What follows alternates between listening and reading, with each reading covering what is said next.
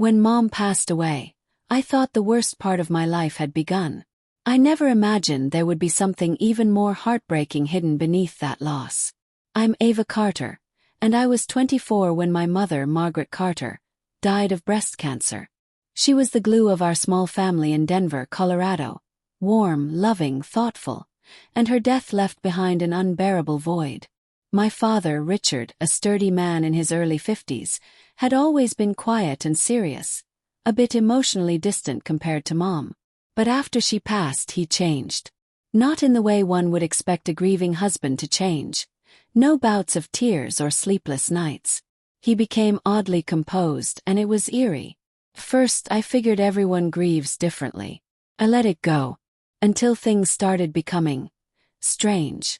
Just 3 weeks after Mom's funeral, I noticed someone had been using Mom's side of the bed again. The sheets were different, and once, I found a woman's scarf hanging on the bedroom door. I remember just standing there, frozen. I convinced myself maybe it was one of my scarves. But deep down something didn't sit right. Began observing more. Every Thursday evening, Dad would disappear for a few hours and return freshly showered, wearing cologne he hadn't used since the early 2000s. Once, I caught a glimpse of a text on his phone when he left it charging in the living room. It read, "Miss you already. Thursday can't come soon enough." It felt like a dagger in my chest.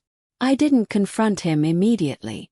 I told myself I must be wrong, that maybe he was just trying to move on. But 3 weeks after that text, everything came crashing down. It was a rainy Sunday morning. I had stayed at Dad's for the weekend and decided to make us breakfast. When I went to get eggs from the fridge, I found a tiny jewelry box tucked in the vegetable drawer. Curiosity got the best of me. I opened it, and inside was a diamond necklace, far more elegant and flirtatious than anything he would have gotten from my mom. I couldn't take it anymore. I waited until he came downstairs. "Dad," I said, my voice calm but firm, "is there something you need to tell me?" He looked at me, blinking, silent for a few seconds before sitting down slowly. "What do you mean?" I showed him the box.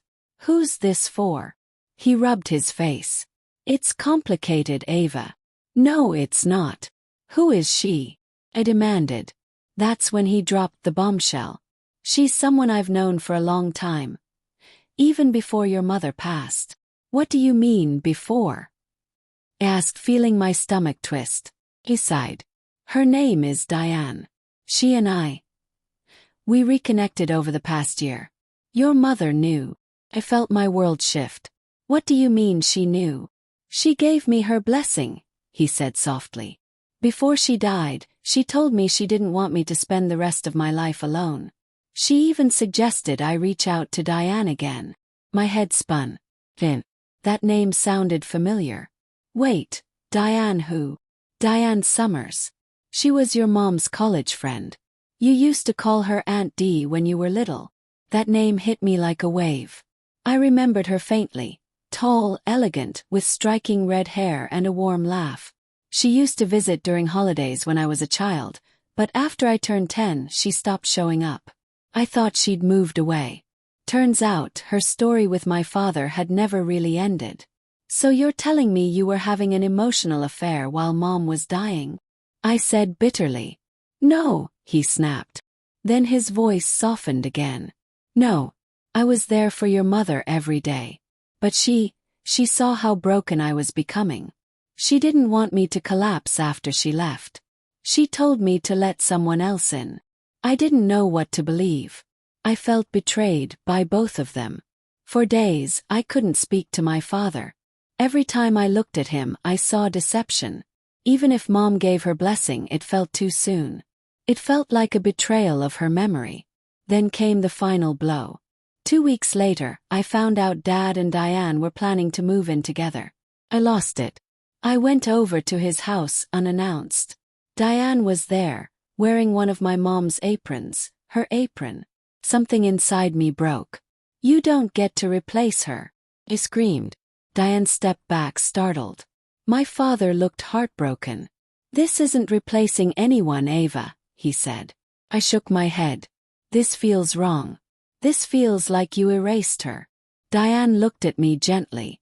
Your mother was my best friend. She asked me to look out for you both.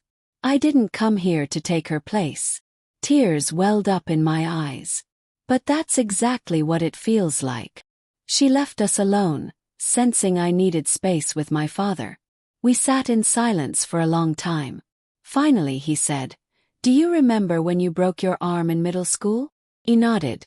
Your mother blamed herself. She sobbed all night, thinking she should have been there to catch you. The next morning she asked me something. She said, "If anything ever happens to me, promise me Ava will always feel surrounded by love, even if it doesn't come from me." Cried then. For the first time in weeks, I let myself cry in front of him. Maybe love doesn't come in neat timelines. Maybe grief doesn't either. Maybe healing looks different for everyone. In the following months I started therapy. So did Dad. We had hard conversations. Painful ones. But over time, I saw that what he had with Diane wasn't shallow or disrespectful. It wasn't even new. It was just paused for a long time. I never stopped missing Mom. I never stopped loving her. But I learned that love doesn't die when people do. It shifts, changes, and lives in different forms. Eventually, I agreed to have dinner with Diane. It was awkward. But then she pulled out an old photo album, one she and Mom had made back in college, and suddenly the wall I'd built started to crack. "Your mom used to dream of all three of us traveling to Italy together when you turned 25, she said, holding up a faded photo of the two of them laughing on a beach. That was the first night I felt like maybe, just maybe, it was okay to let go of some of the hurt. I still have my days. Grief never fully leaves you. But I no longer feel the need to stay silent. Because secrets don't protect anyone. They only prolong the pain. And I know wherever Mom is, she's at peace knowing we're finding our own way forward. Even if it's messy, even if it's hard, and even if it's nothing like what we expected.